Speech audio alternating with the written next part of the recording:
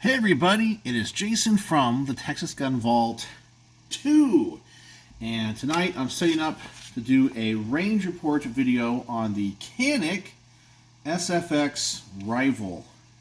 So I just got the camera set up, getting everything together, got my little bullet point script that I use when I film each segment, and I think I'm mic'd up and got the camera all ready to go. But before I got into filming this video, I wanted to talk about two things. One, I think is going to be more interesting to you guys, and I, created this channel to kind of be a behind-the-scenes channel where I can discuss things that I really can't do on the other channel. And by that means stuff that would bore people, So if you're on this channel, most likely you're one of my, I put this in air quotes, biggest fans. People that are just interested in what happens here at the Texas Gun Vault. And I try to give you guys some behind-the-scenes information and just the craziness of being a YouTuber. And one of the things that I want to talk about today is the weirdness of the YouTube monetization policies. And they have all these weird rules for what can be monetized and not, especially when it comes to the world of firearms. And I always try to stay within those bounds, okay? There are some videos that I can see if you are an uninitiated person in the firearms community, you might go, is that gun modification? Like, for example, when I do a field strip video, I have read the rules. And the rules are you can't modify a gun on camera for certain things, okay? So disassembling a gun and reassembling it with the exact same parts is not gun modification. It's just an educational video on how to disassemble a gun. Most of those don't get monetized. Most of them. Some of them do, some of them don't. But I can understand how someone that does a manual review of that video would go, I think it's modification. They're taking a gun apart, building it, I guess. And who knows? They don't know anything about guns and they don't approve it for monetization. But then there are other videos that I am like 100% sure do not run afoul of any community guidelines. And the video that I did recently on the Texas Gun Vault poll question of the week was on, how do we come together and potentially prevent, mass shootings, I think a very positive topic to talk about, maybe come together. If you guys hopefully saw that video, you guys will have that kind of reference in your mind. That video, and like all my videos when I first publish them, do not get approved for monetization. The YouTube algorithm just flags every video that I publish as not monetizable, and I have to ask for a manual review. That's just what it does, and that's fine. But normally on these videos, I do get approved, and on this one I wasn't even worried about because I don't show guns, I don't talk about guns really. I talk about more politics, and I talk about solutions to helping the situation, hopefully maybe bringing people together from both sides, and as I said, I don't even show a gun. I don't even have a firearm in that video, and I did that on purpose. Sometimes I even have videos in the background just because it's a gun channel, maybe showing off some guns that I'll be reviewing in the future. I don't talk about them, but they're there. But in this video, I had no guns at all. Nothing whatsoever. I didn't talk about guns really, anything specific or taken, but it was flagged for non-monetization or limited ads, and I had a manual appeal, and whoever is the person that denied it, because it did get denied, said, it shows guns, gun modification, and it's like, but I don't even have a gun in the video. It's just me sitting here on the bench talking in front of a computer. That's all it is. That's all it is. And I put a lot of time into that video. But that's just the weird behind the scenes world that we live in when it comes to YouTube.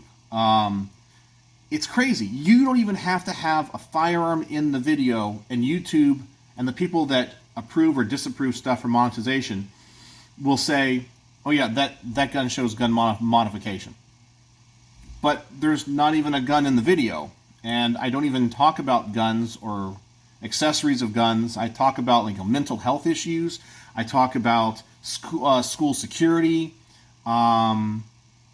And that's all it is. I don't talk about anything that would run afoul. You know, it's just kind of current politics. And I don't even talk about really the situation specifically or mention anybody's name. I just talk about solutions that maybe we can come up with to protect people, you know? But whatever, the way it goes. So anyway, a little frustrating there, you know. But anyway, that's the kind of stuff as a YouTuber I have to deal with. And it's a little bit frustrating.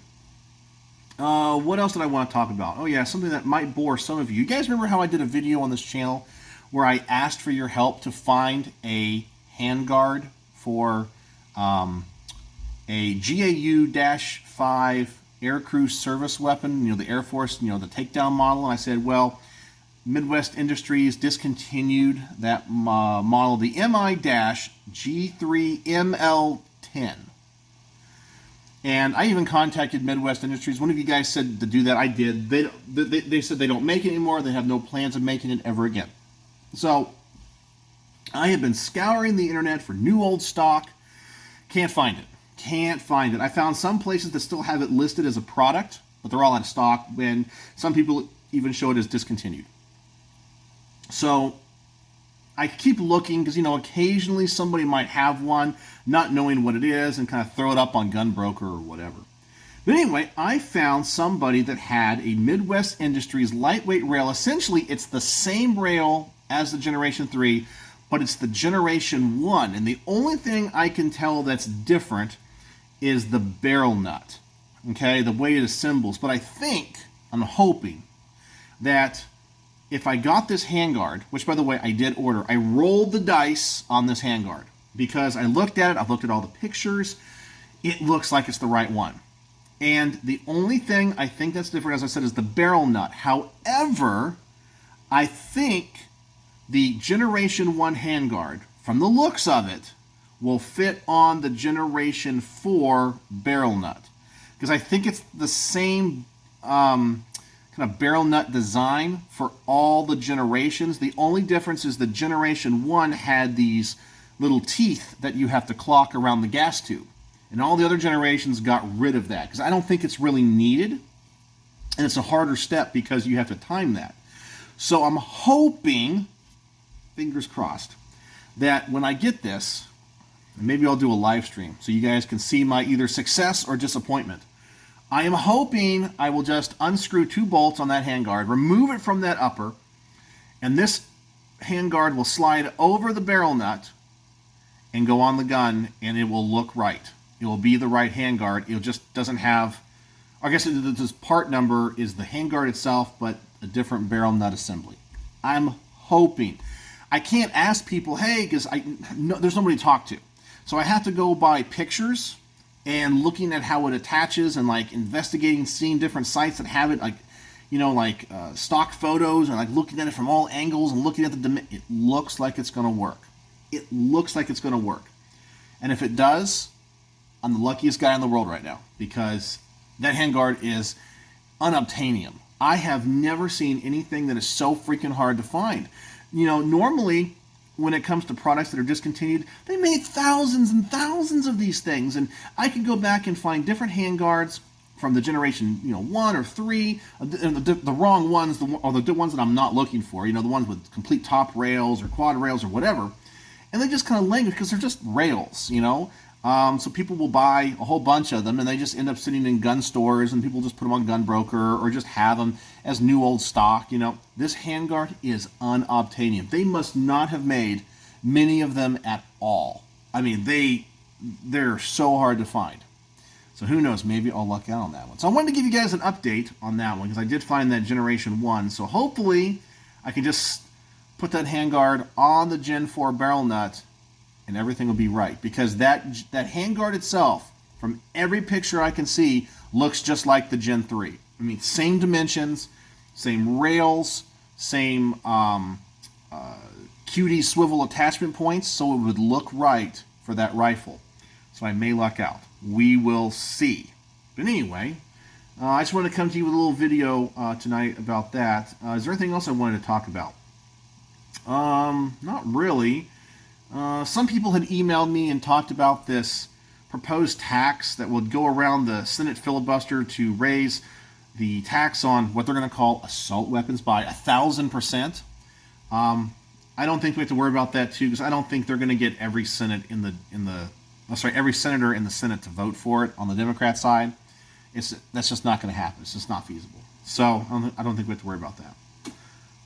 I think that's all I had to talk about. Yeah, I got to film this video, and then I have to go to the range tonight, film some segments for a Staccato C2, and I have to finish up some shooting for a product test, a private video for a flashlight company that sent me some products. So I have to do that for them. So that's all I got going on. So anyway, hope you guys are doing well, and I just wanted to give you a little bit of behind the scenes and a little update of what's going on around here. I hope you guys are having a wonderful week, a wonderful summer, and yeah, I guess that's it. So anyway, it's not really a lot of news, so no news. And as I say, no news is good news, right? So let me know if you have any questions. And I need to do my Texas Gun Vault 2, like question and answer. So maybe I'll do that video tomorrow, maybe. Anyway, so let me know what you think in the comment section below. And as always, thanks for watching.